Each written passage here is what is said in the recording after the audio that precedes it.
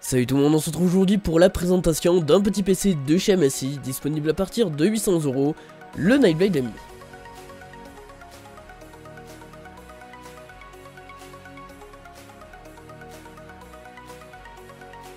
Au niveau des dimensions, on est sur du 127 par 234 par 340 mm, vous l'aurez donc compris, on est sur l'HTPC presque parfait, prévu pour aller dans votre meuble télé. Je dispose ici de la version à plus de 1000 € avec un SSD de 128 Go, 1 Teraoctet de HDD, une GTX 960 Armor 2X et un i5 4460S.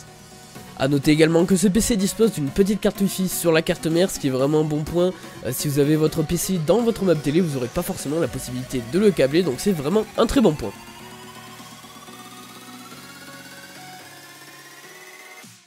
La façade est en plastique imitation aluminium brossé. Elle arbore le thème gaming de chez MSI et dispose de petites aérations avec des grilles métalliques rouges. A la droite du PC, vous trouverez le bouton Power, deux USB 3.0 ainsi que le combo jack.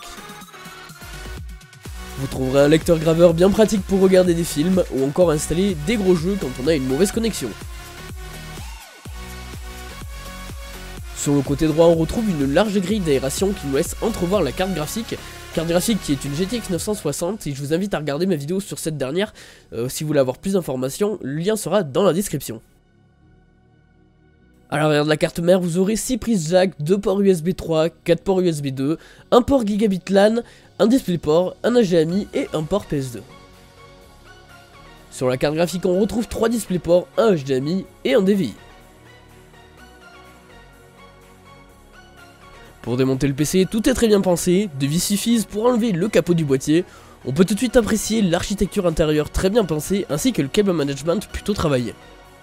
Je me dois bien sûr de vous rappeler que le démontage de cette bête fait perdre la garantie. J'ai pu le démonter dans mon cas vu que c'était un ordinateur de test.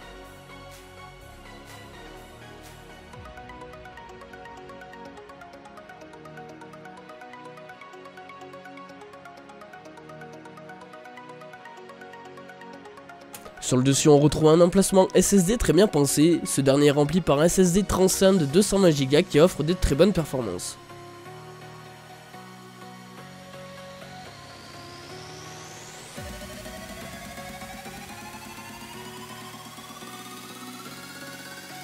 Pour ce qui est des disques durs, on retrouve des racks dont un est rempli par un Western Digital Blue de 1 Teraoctet, et vu que vous avez deux racks, vous pourrez rajouter sans aucun problème un second disque dur.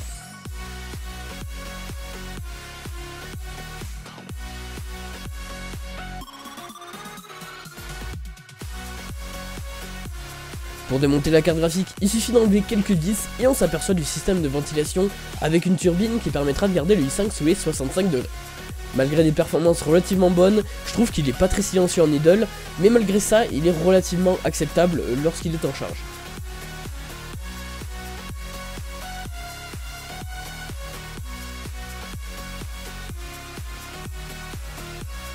Au niveau de l'alimentation, on est sur du 350 watts en 80 plus bronze de chez FSP, donc une assez bonne alimentation mais qui nous limitera pas mal dans l'upgrade, surtout vu la place qu'on dispose pour le GPU.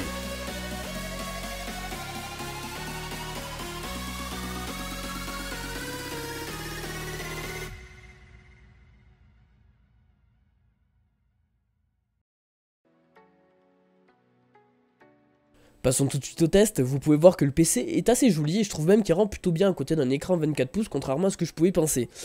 Pour tester rapidement cet ordinateur, j'ai lancé Battlefield 4 afin de voir les performances en jeu.